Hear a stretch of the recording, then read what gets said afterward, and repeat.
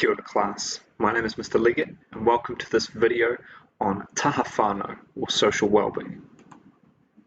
The learning intentions for this video, we want to be able to describe the concept of Taha Whānau and examine the interrelationship between people, their well-being and their behaviours and attitudes. First question here, what is Taha Whānau? Well, Taha Whānau is part of the wharitapawha model. That is the model that we use to sort of describe our hauora, our well-being. And Taha Whānau is usually defined as social well-being. This definition here comes from the New Zealand curriculum. I'll read it out to you now. Taha Whānau is family relationships, friendships, and other interpersonal relationships, feelings of belonging, compassion, and caring, and social support. Now, I have broken this definition down into 3 parts using colours because that's how I see this definition. The first part is obviously all about the relationships that people have with other individuals. The second part is the things of value that are associated with high quality relationships. And lastly, the third part in yellow there, it recognises this idea of collective social support that is achieved through a network of interpersonal relationships, a network of people. Now we're going to look at some factors affecting Taha Whānau. Various influences. Now, influences is a key word there. Various influences can have an effect on our Taha Whānau, and by extension, our overall hauora. We know that each wall, each part of hauora has an effect on the overall well-being of the person. These influences could be positive or negative. Negative influences are usually called barriers. They are things that get in the way or things that make it harder to achieve optimum well-being. On the other hand, positive influences can be called enablers. They are things which help us along the way, make it easier to possibly attain optimum well-being. We're going to use the socio-ecological perspective to consider the different potential barriers and enablers that might affect an individual. Now remember, the socio-ecological perspective is these 3 concentric circles, one inside of the other. The smallest innermost circle is the personal level. These are influences which exist within the individual. The next size out, the next circle, is the interpersonal one. It is the influences that exist from those relationships with other people. The biggest circle, the next one out, is the societal. This is the forces and the structures and the things which govern the world we live in, basically. We're going to start by looking at the personal influences, the ones within the individual. Such influences could be your personality type, your experience with past relationships, your personal confidence, your hobbies and interests, or what you do with your spare time.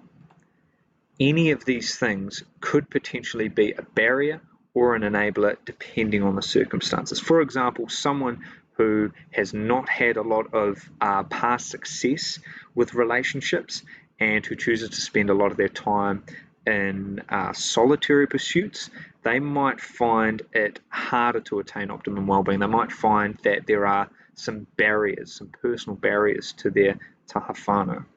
On the other hand, someone who is really outgoing and has a lot of confidence in meeting people and talking to them and forming relationships, they might find that there are a lot of personal enablers to their Taha Whānau. Next, we're going to look at the interpersonal influences, the ones that exist between people. Things could include who you go to school with or work with or play sport with. These are the people you will have the opportunity to interact with and form relationships with. Who's in your household? You obviously can't really choose this. These are the people who will be in your day-to-day life. Who your friends are, that is who you choose to spend a lot of your time with and you relate to. And who you identify with or compare yourself to, this is often called your peers, and this is different to your friends. Friends you have that really close interpersonal relationship with. Peers you may not have such a strong relationship with, but they can still affect you. They are people that you look at and compare yourself to. And lastly, the social hierarchies within each group. Who's in charge and who influences who? Again, each of these things could be a barrier or an enabler depending on the circumstance. Consider that within your own household. You might be the youngest and therefore sort of treated like the baby of the family. Or you could be someone who everyone looks up to within your household. You're a figurehead or a leader. Those could be two examples of interpersonal influences on someone's social well-being, on their taha whānau. Lastly, we're going to look at the societal influences. These could include societal expectations put on you, how open or friendly your community is, the vibe that you get from your community, the culture you have and the cultures around you, how your environment, your physical environment promotes or maybe doesn't promote socialization, and the policies and laws which govern our everyday lives and what we can do and who we can talk to. Again, each of these could be a barrier or an enabler depending on the circumstance. Consider the environment, the place where you have grown up. Is it somewhere that's really open and welcoming, or is it somewhere that's a bit sort of intimidating and unwelcoming? Lastly, I'm going to talk about the interrelationship between people, influences, and well-being. When you see this word interrelationship, you know that's a chance for some deeper thinking. I'm basically challenging you to think about the cause and effect relationship between these things. So far, we've talked about how influences affect well-being. Now I'm asking you to think about how might someone's well-being, their state of well-being, whether it's strong, weak, good or bad, how might that then have further impacts on that person?